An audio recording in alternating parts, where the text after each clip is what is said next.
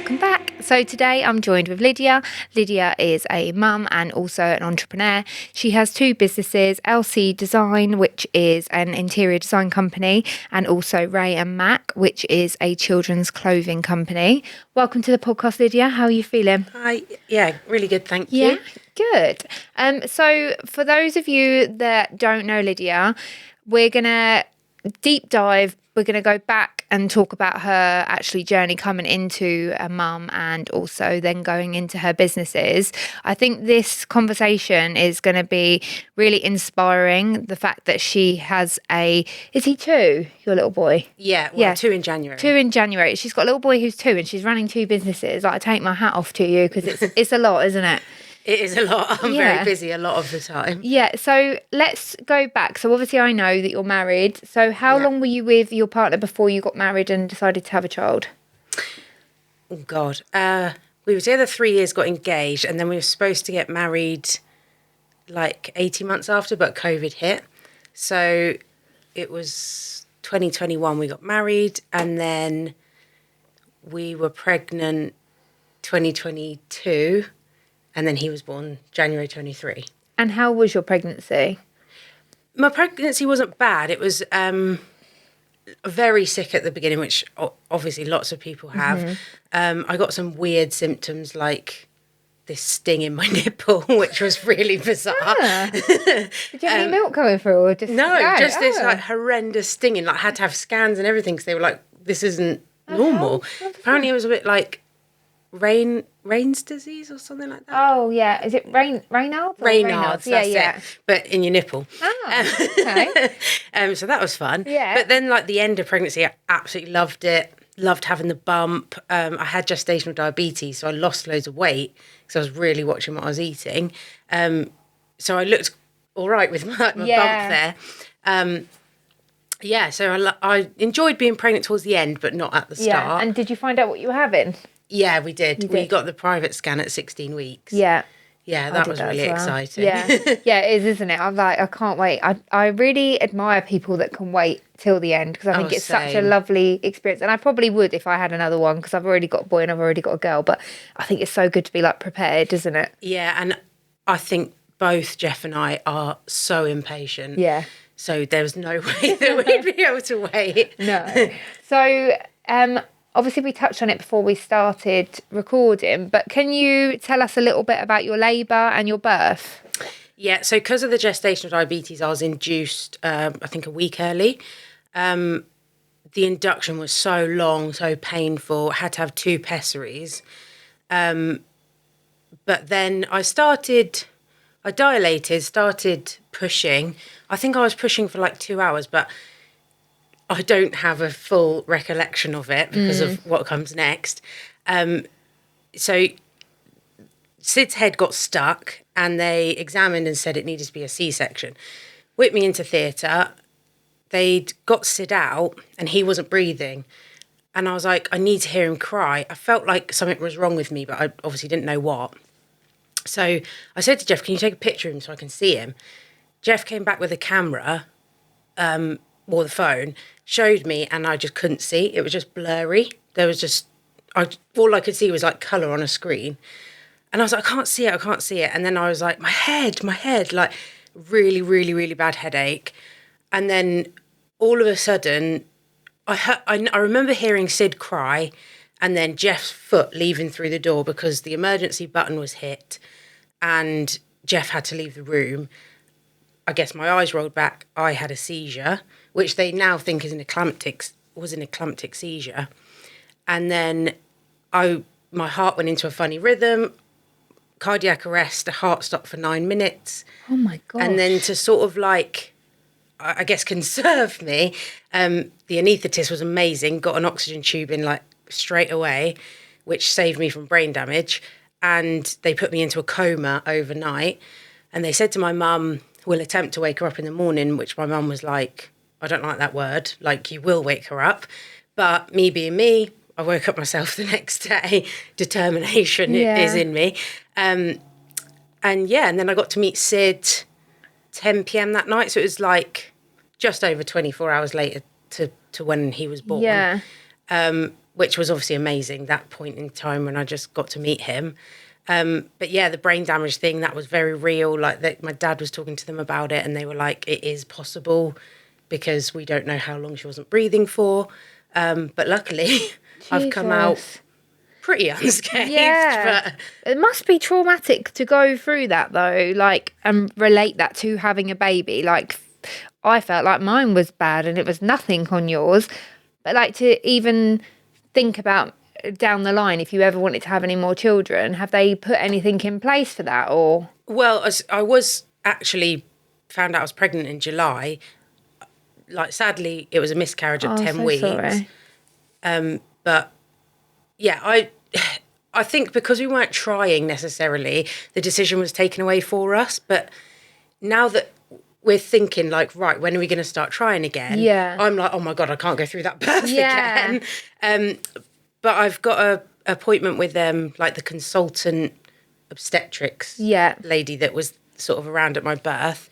So I'm going to speak to her about it. And then I've talked about getting help, like therapy wise, just to like relax me so that when I am pregnant again, I'm not fearing. Yeah, definitely. There's a thing called birth stories that they do through the NHS. I done it when I had Jude, and they basically have all of your notes there and they go through and explain everything about it, and it really, really helped me because I honestly was traumatized and it stopped me really having that initial bond, if you know what I mean. Yeah. And then I felt like it brought on postnatal depression. Oh no, I'm so sorry. No, it's fine. No, I'm not trying to take it away from you. No, but God, I'm just saying, I think every birth is traumatic. But I just think, like, listening to it and going over it again, I sort of got a better understanding about it and got my head around it because, as you say, it always like a big blur, isn't it? And, and, you know, your partner can say this happened and this happened, but they don't actually know, like, the science behind everything that went on in that process. And you kind of like feel like your body failed you a bit. Yeah. When like I've always been really like strong, fit, healthy.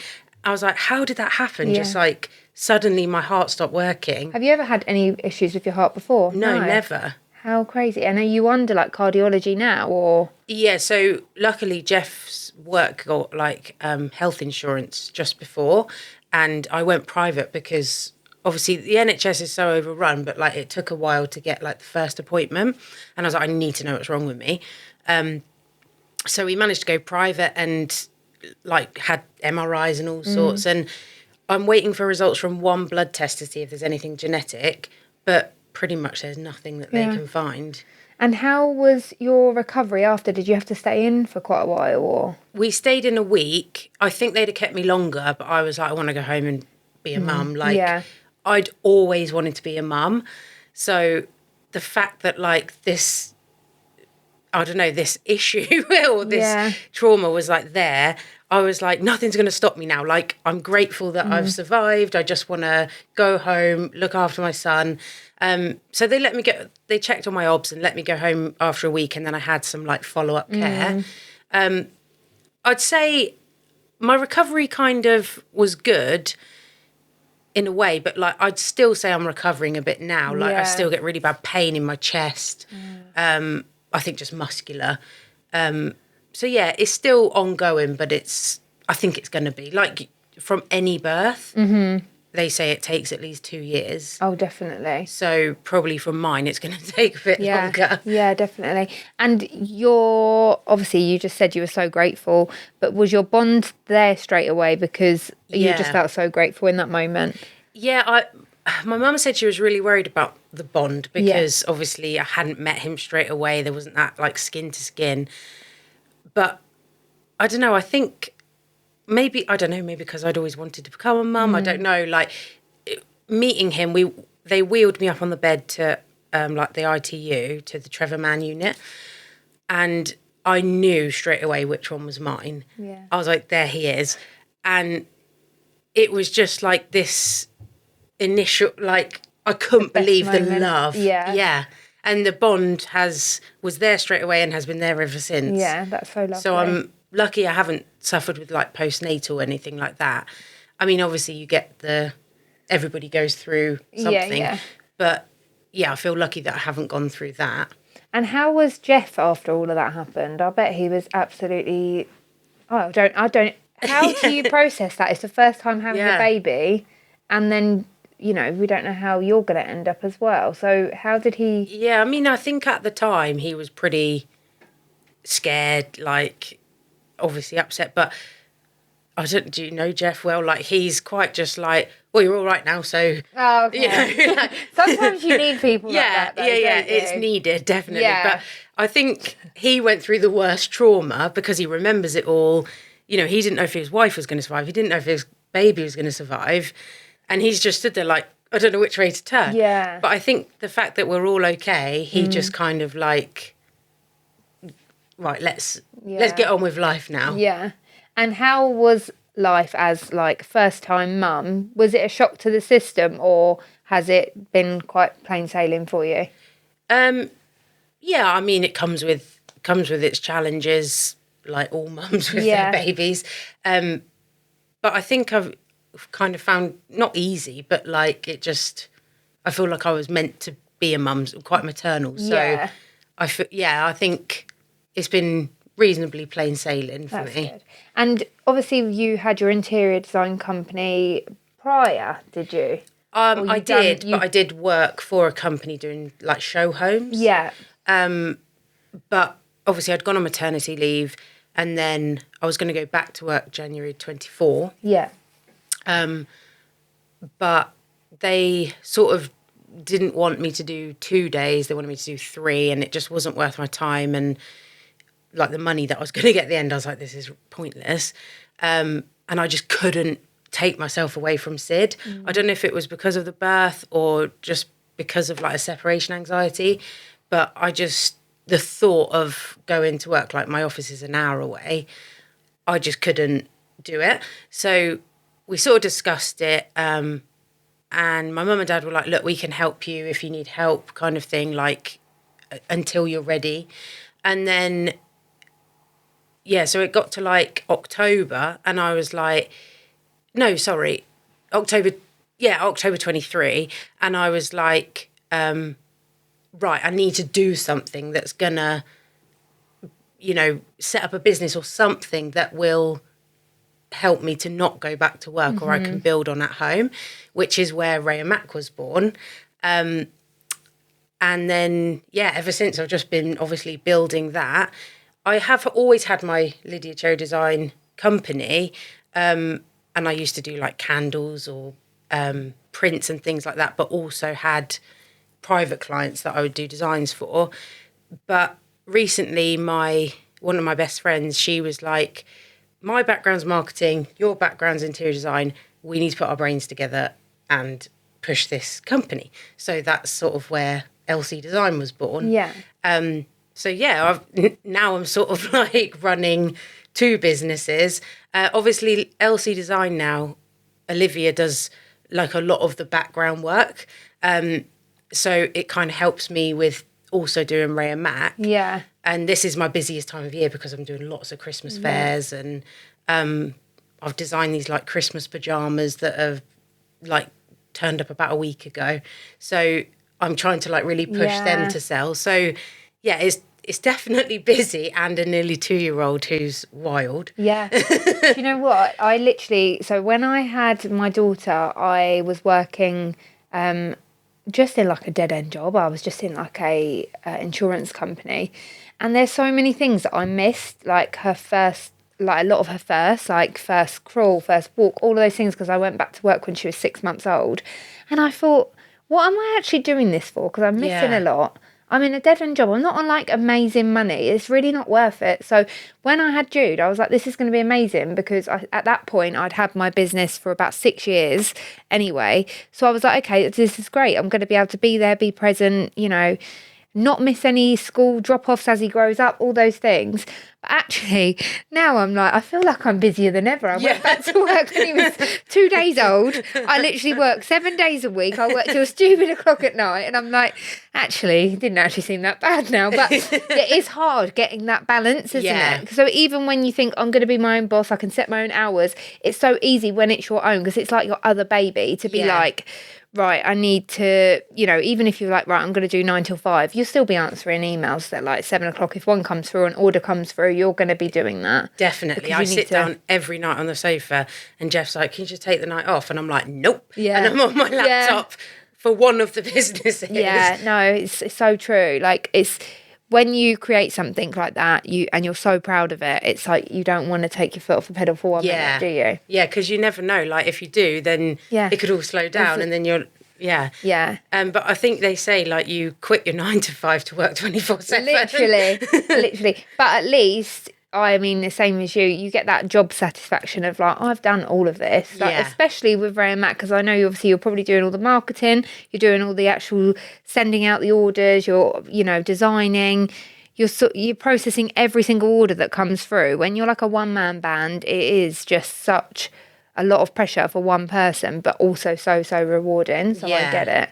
So let's talk about, the actual products that you've got within the clothing company. Like, because I know with boys, I found it's so hard to find nice boy clothes. Yeah, it's all a bit garish. Yeah, and like just like loads of dinosaurs and stuff like that. And I think, it's not really for me. I like a good pattern on, like a few jumpers and pyjamas and things like that. But I'm quite plain myself anyway, so I found it really hard when I had Jude, because I've been so used to having like pink and bows and everything with theirs. It was like a big shock to the system.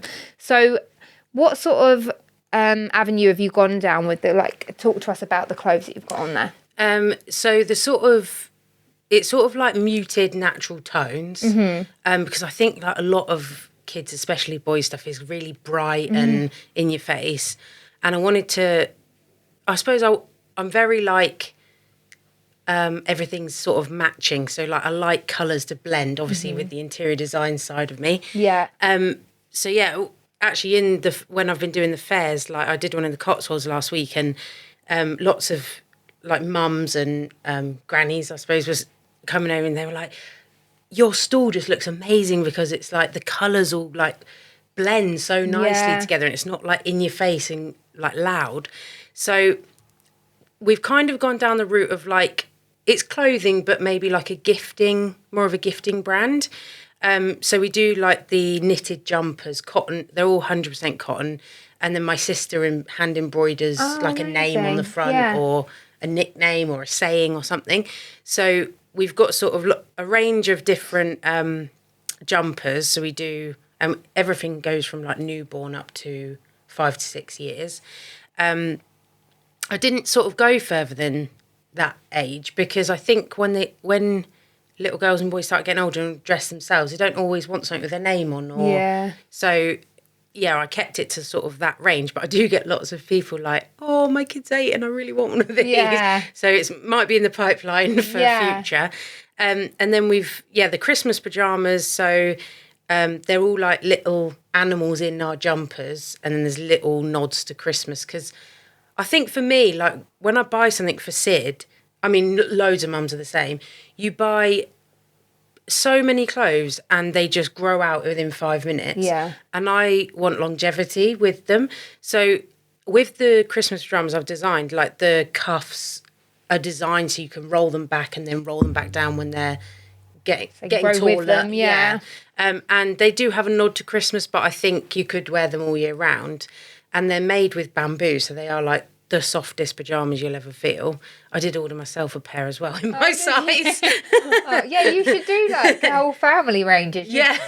God, you'd literally make a killing. But yeah, I know what you mean with Christmas pyjamas. I've said this on here before, and I've probably offend a lot of people, but I've got a really weird ick with pyjamas. I'm like, listen, he can wear his Christmas pyjamas from the 1st of November all the way up to New Year's Eve. But after that point, I'm like, you can't wear the Christmas pyjamas. My sister puts her kids, I remember it was near Easter, and she had a Christmas jumper on, and I was like, what are you doing? Take that off of her, it's cruel.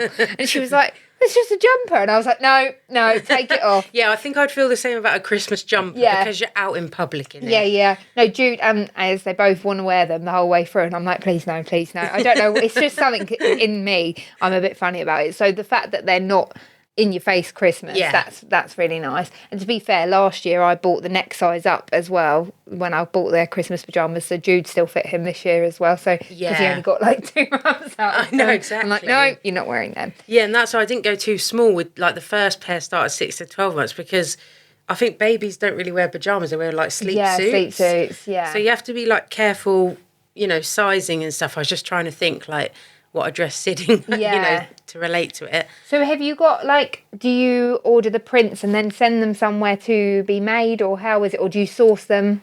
Yeah, so also I like hand draw all the animals, put it into a pattern, and then I send the PDF off Wow. to the company. So I did have a contact in Turkey.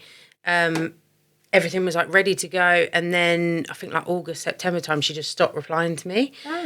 And when she did reply, it would be quite like nasty and rude. So I was like, what the hell? So in September, me, Jeff and Sid went on a cruise, and pretty much the whole time I was like stressed over how I'm going to get these pajamas for Christmas.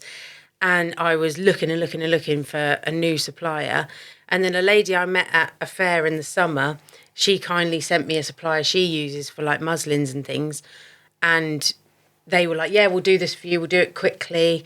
And actually, they're so much nicer than the ones in Turkey. So yeah, I'm not being funny. When there's so much competition out there, like you've got to be nice to people. Like, you know what I mean? Working relationship that could have ended up bringing her in a lot of money. So yeah, she doesn't know where I'm going to go with Rae Mac or like how many more things. So yeah. So what is the end? Yeah, no, I don't blame you. So what is the end goal? Do you want to have? I know at the moment you're doing a lot of Christmas markets and you're online. Do you want to have your own store, or are you going to keep it e-commerce and pop-ups? I think I would like my own store, or like be in other stores. I mean, I do have visions of like a shop like Rae Mac, or with the stocking. But I think for now, I'm just keeping it like ticking along. E-commerce. I'll do the fairs. I really enjoy the fairs. They are hard work, but you get quite a lot of reward out of them. And then just sort of see how it goes. And eventually, at the moment, I wholesale. Apart from the pajamas, I wholesale the items, and then obviously we do the designs on the jumpers and things, and there's little dungarees you can get a name on. I would love to actually just design my whole range, but it's quite a massive investment because, you know, when you're designing and then getting them made, you've got to buy like loads in each size. Like the pajamas, I had to like minimum was like 25 of each size, so you know, got like 165 pairs. Yeah. Luckily, I've sold quite a few. Yeah. But I think that's the thing with the investment side of it is I need to be careful not throwing too much money into it if I'm then stuck with all the stock kind of thing. Yeah. Which obviously I believe in it, so I think it will sell and like people respond really well to it. But I think it'll be one of those things that I gradually add another item in that I've designed kind of thing. Yeah, I think doing it gradually is probably the best way anyway. Yeah. So with your interior design company, like talk to us a little bit about that. So how do you separate both the businesses? Like do you have specific days with one of them, or how does it work? At the moment, I keep saying I need to like get 2 hats. Yeah. And like put one on and be like, right, focus on that. At the moment, they intertwine a little bit to each other. I think just where the design side is getting going with Olivia, I'm not doing like full days work on it. So then, you know, half a day I'll probably spend on Rae Mac. Tomorrow I've got a full day of work. We've got meetings, phone calls, all sorts.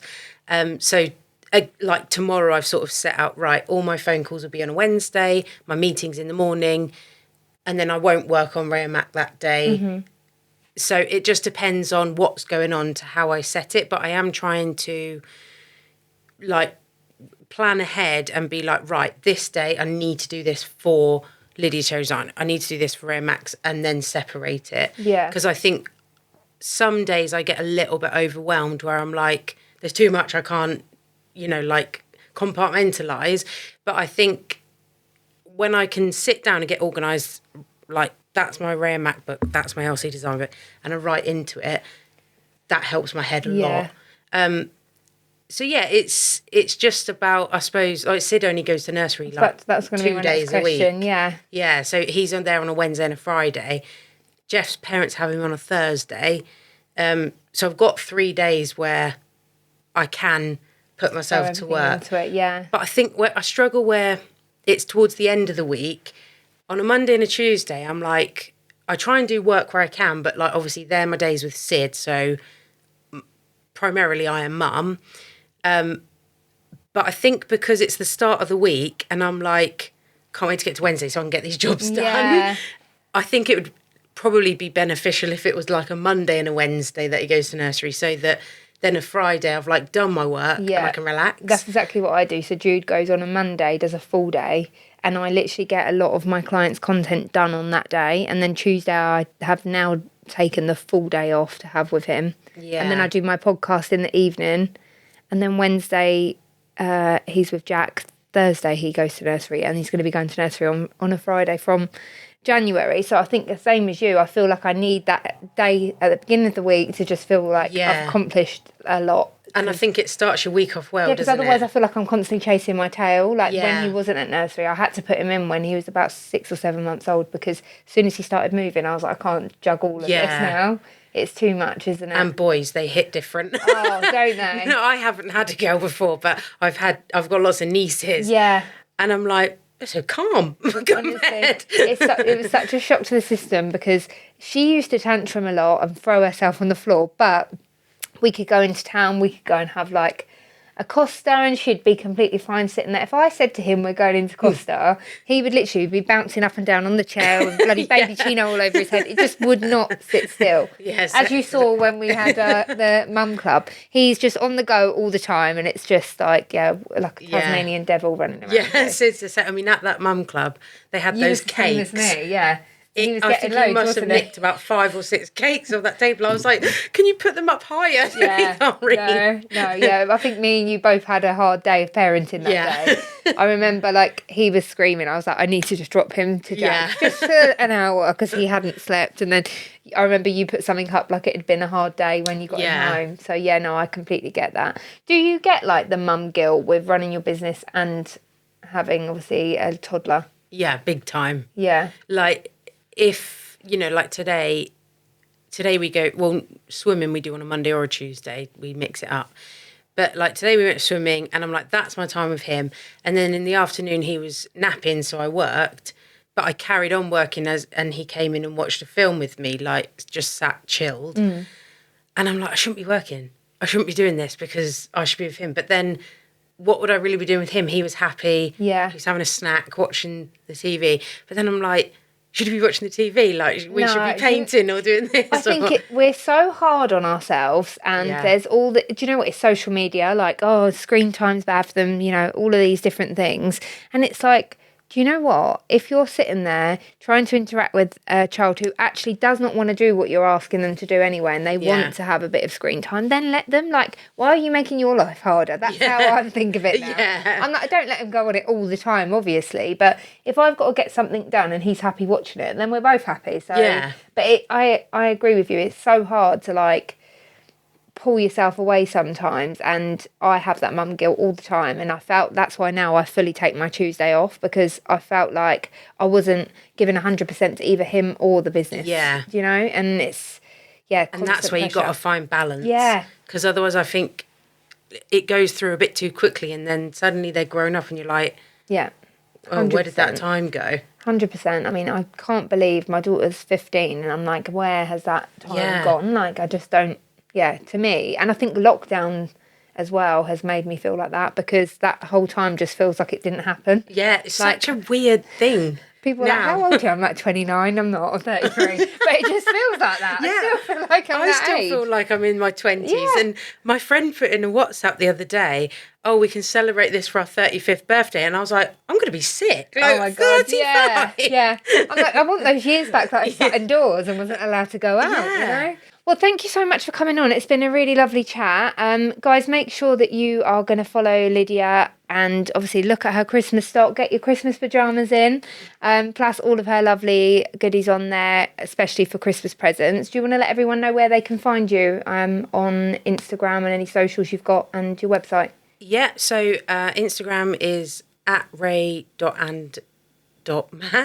and the website's just raemac.com, and it's RAE and MAC. Perfect. And I'll put all of the details in the show notes as well. And do you want to let them know about your LC designs as well?